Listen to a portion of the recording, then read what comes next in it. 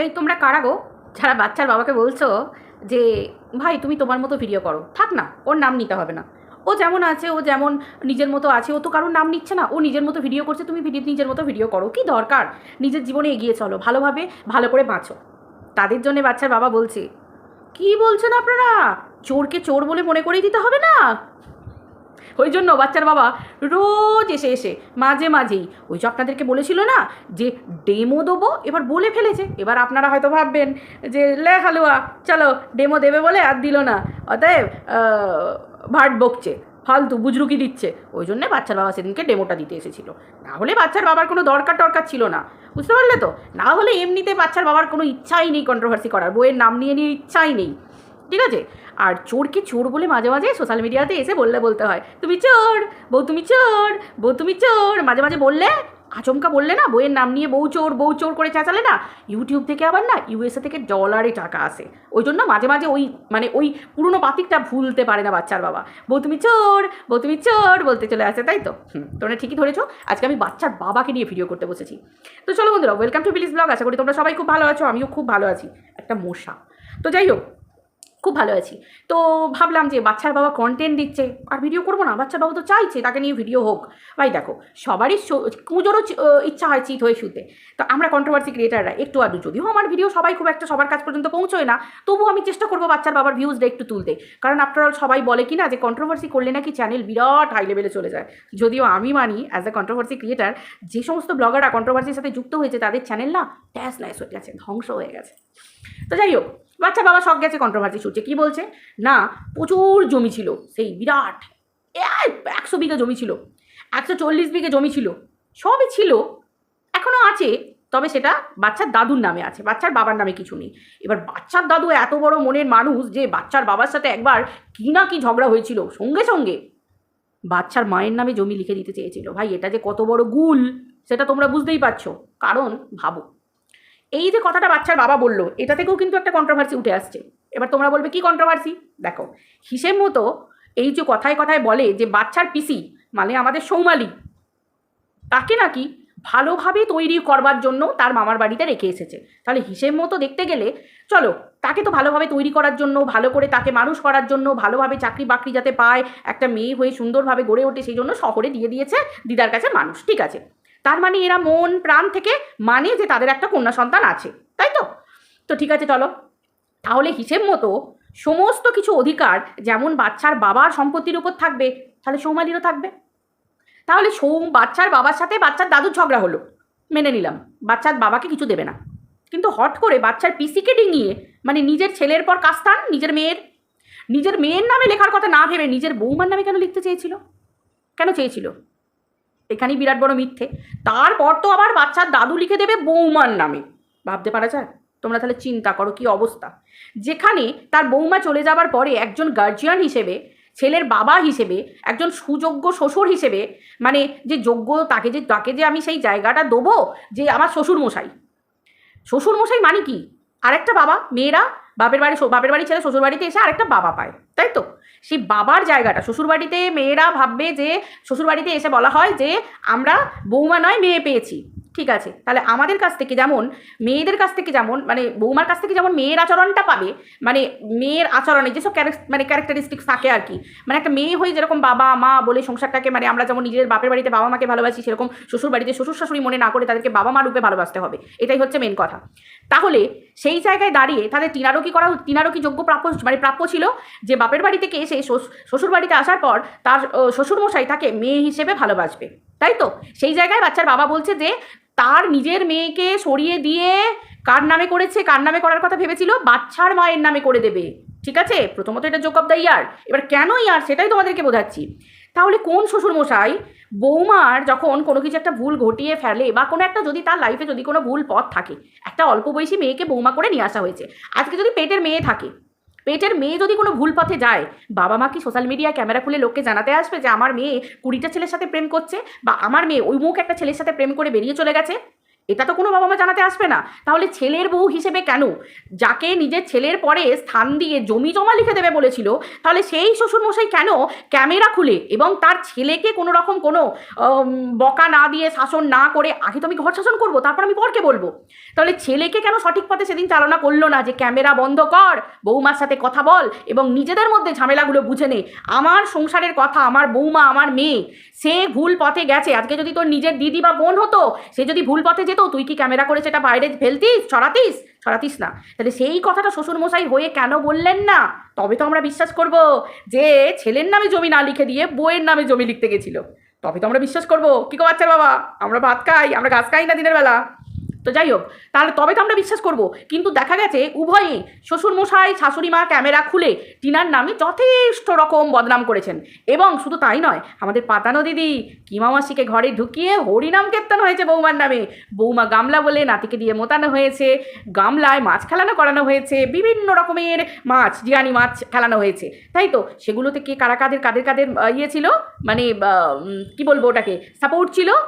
এই শ্বশুরমশাই শাশুড়ি মা, মানে বাচ্চার বাবার বাবা এবং মায়ের সাপোর্ট ছিল। তাহলে আমরা কেমনে বিশ্বাস করব যে এক তো নিজের মেয়েকে ফাঁকি দেওয়া হচ্ছে, মানে সম্পত্তি টম্পত্তি সমস্ত কিছু, কোনো কিছুতেই তার কোনো ভাগ নেই। কেমন বাবা মা আমি অন্তত জানি না। হ্যাঁ, তার মেয়ে আজকে অনেক কিছু অ্যাচিভ করেছে, হয়তো সে সম্পত্তির কোনো ভাগ নেবেন না, কিন্তু মা হয়ে বাবা হয়ে যার এত জমি জমা, ভাই নাতিটা তো আছে, আসলের থেকে শুদ্ধ ভারী হয়। দাদু দিদার উচিত কি, জমি জমা কিছু বিক্রি করে বা কিছু অংশ আমার নাতির নামে আমি শিফট করে দিই। আমার মেয়ের বেলা তো কী হয়েছে, আমাদেরও তো কিছু ইচ্ছা করে দাদু দিদা হয়ে নাতির নামে কিছু দিই। দরকার নেই, মেয়ে জামাইকে দরকার নেই, ঠিক আছে, তারা যথেষ্ট অ্যাচিভমেন্ট মানে অ্যাচিভ করছে লাইফে। আমার নাতি তো, আমার আসলের থেকে সুদের অংশ তো সব থেকে বেশি ভারী হয়, কিন্তু সেটা থেকেও নাতি বঞ্চিত।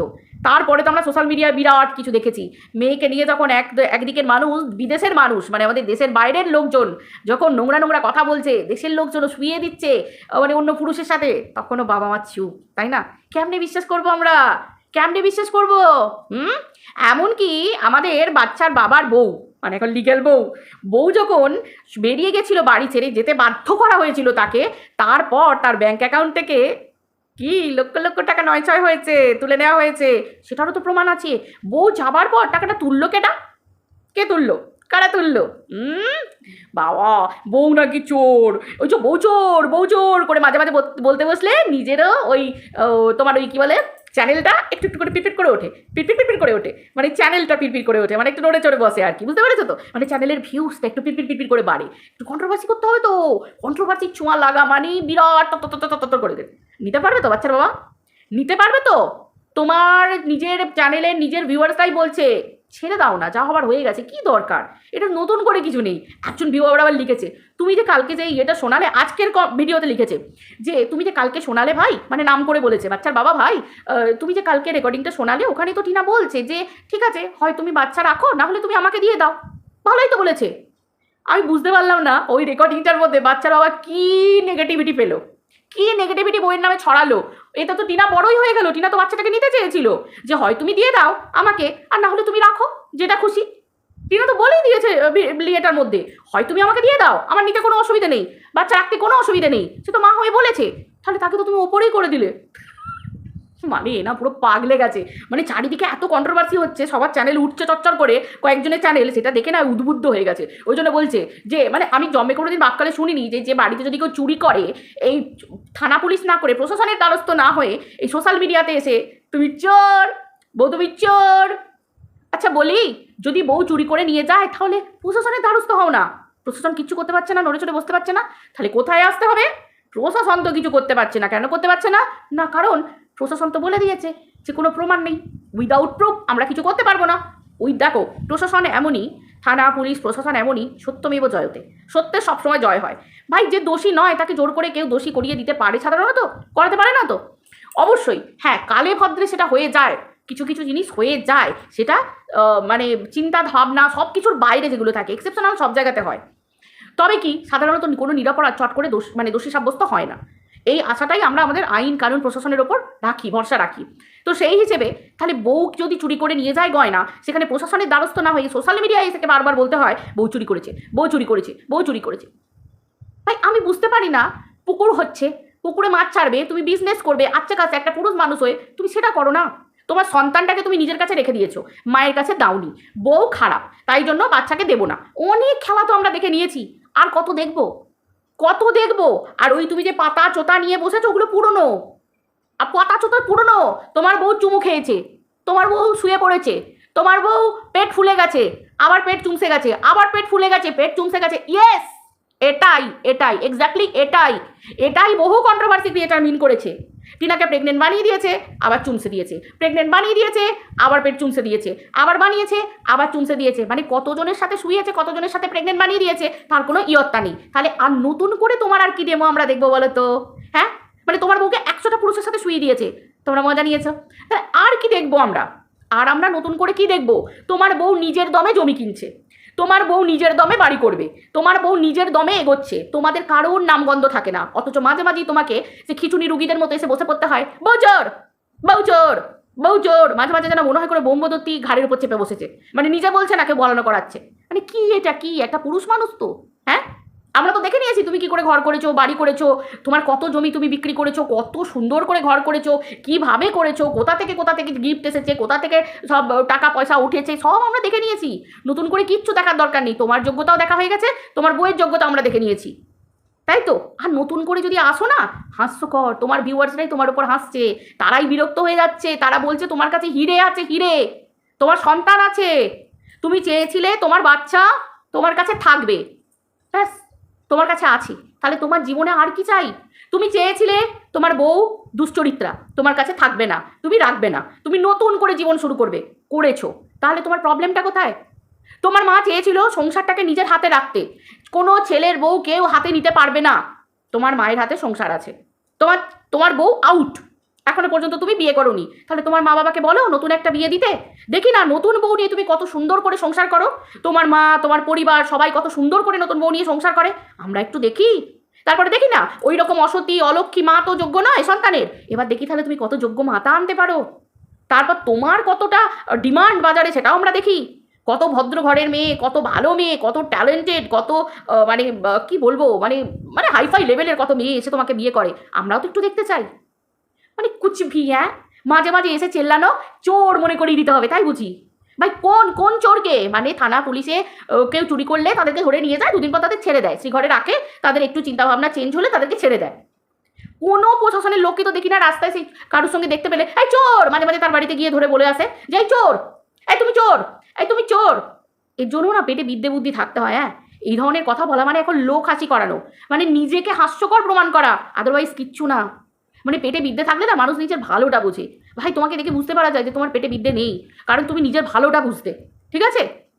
মানে আমি এরমভাবে ভিডিও করছি, সবাই কিন্তু এরমভাবে ভিডিও করবে না, সবাই তোমার আসল যোগ্যতা নিয়ে কথা বলবে, প্রমাণ করবে। এক্স্যাক্টলি তোমার বউ তোমার না নিয়ে, তোমার বউ এই কারণে বলছি কারণ লিগালি এখনো তোমরা হাজব্যান্ড ওয়াইফ, তোমাদের এখন ডিভোর্স হয়নি, তো সেই হিসেবে তোমার বউ তোমাদের নাম না নিয়ে, তোমার নাম নিশানি পর্যন্ত নেই, সেখানে নিজের পায়ের মাটি শক্ত করে ফেললো, ফাঁসিয়ে দিয়ে চলে গেল, জিরো থেকে হিরো হয়ে গেল। তুমি কি করতে পারলে? তোমাকে আজকেও বলতে হচ্ছে জমি জমা জিনিসপত্র সবই তোমার বাবার, তোমার বলে কিচ্ছুটি নেই। এই যে তুমি সোশ্যাল মিডিয়ায় উপার্জন করছো, সেটাও তোমার বউয়ের নাম বলে বলে, মানে সেখানেও তোমার বউয়ের নাম না বললে তোমার ভিডিওতে ভিউজ হচ্ছে না। দেখো তোমার বউয়ের নাম বলে তোমার বউকে টিপ্পনি দিয়েছো, তোমার 38, 40, 45 বেড়ে যাবে, এবার বেড়ে যাচ্ছে, চচ্চর করে ভিউজ উঠছে। আর বাকি ভিডিওগুলোতে দেখো তোমার ভিউজের অবস্থা, তাহলে বুঝতে পারছো তো? এই বউ ছাড়া গতি নেই, মানে যারে বলো অলক্ষী সেই তোমার লক্ষ্মী, বুঝতে পারলে তো? এটাই হচ্ছে ঘটনা। আসলে লক্ষ্মীকে যোগ্য সম্মান দিয়ে রাখতে হয়। লক্ষ্মী যদি চঞ্চলাও হয়ে যায়, তাকে না একটা পুরুষ মানুষের বা তার বাড়ির গার্জেনদের উচিত সেই লক্ষ্মীকে ঠিকভাবে তাদের নিজেদের ভক্তি শ্রদ্ধা ভালোবাসা দিয়ে সেই লক্ষ্মীকে ঘরে ধরে রাখা, সেটারও ক্ষমতা থাকতে হয়।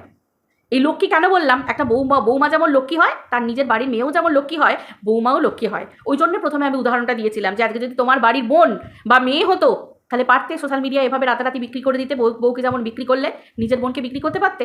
এই বাবা কাকে বলছি, এ তো বোন বিক্রি করেও খেয়েছে।